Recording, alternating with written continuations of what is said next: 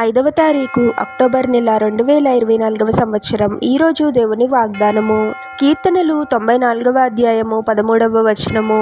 నీతిమంతుల కష్టదినములను పోగొట్టి వారికి నెమ్మది కలుగచేయుదువు. సహోదరి సహోదరులారా, ప్రభుని మన రక్షకునిగా అంగీకరించి ప్రభు కోసము నీతివంతమైన జీవితాన్ని జీవిద్దాం అని మనం ప్రయత్నిస్తూ ఉంటాము. అప్పుడే అపవాది ఎన్నో రకాల శ్రమలను మనకు కలుగు చేస్తూ ఉంటాడు.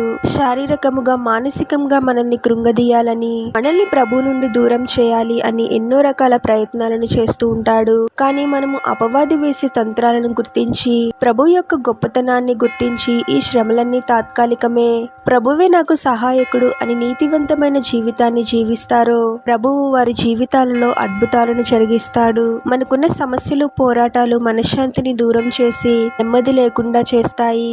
కానీ దేవుని వాక్యం చెప్తుంది, నీతిమంతుల కష్ట దినాలను పోగొట్టి వారికి నెమ్మది కలుగజేస్తాను అని.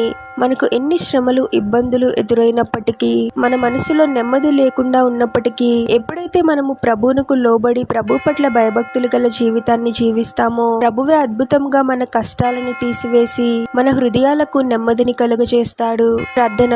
పరిశుద్ధుడవగు ప్రభువా, మీ పరిశుద్ధమైన పాదాలకు వేలాది వందనాలు, స్తుతులు, స్తోత్రాలు చెల్లించుకుంటున్నాము తండ్రి. మరొక నూతన దినములోనికి మమ్మల్ని క్షేమంగా ప్రవేశింపచేసిన దేవా, మీకే స్తోత్రం ప్రభువా.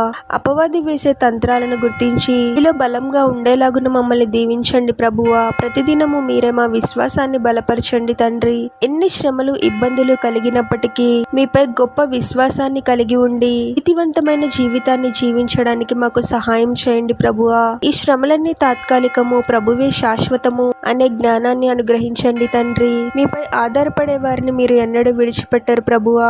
మా సమస్యలను మీ పాదాల చెంత పెడుతూ ఉన్నాము ప్రభువా. ఎవరెవరు ఎటువంటి సమస్యతో బాధపడుతూ ఉన్నారో, దేని నిమిత్తమై వారు కష్టాలను అనుభవిస్తూ ఉన్నారో, మీరే ఒక అద్భుతమైన మార్గాన్ని తెరిచి మా కష్టాల నుండి మాకు విడుదలను అనుగ్రహించండి తండ్రి. మా మనసులో ఉన్న అలజడిని తీసివేసి మీరు అనుగ్రహించే నెమ్మదితో మీలో ఆనందంగా జీవించే వారముగా మమ్మల్ని దీవించమని, ఈ ప్రార్థనలో ఏకీభవిస్తున్న ప్రతి ఒక్కరిని పేరు పేరున దీవించి ఆశీర్వదించి అభిషేకించమని, వారు చేసే ప్రతి పనిలో మీరే వారికి తోడుగా ఉండి వారిని అన్ని కీడుల నుండి, అపాయాల నుండి మీరే వారిని రక్షించమని, ఈ మా మనవులన్నీ యేసుక్రీస్తు వారి పరిశుద్ధ నామంలో అడిగి వేడుకొనుచున్నాము తండ్రి. ఆమెన్.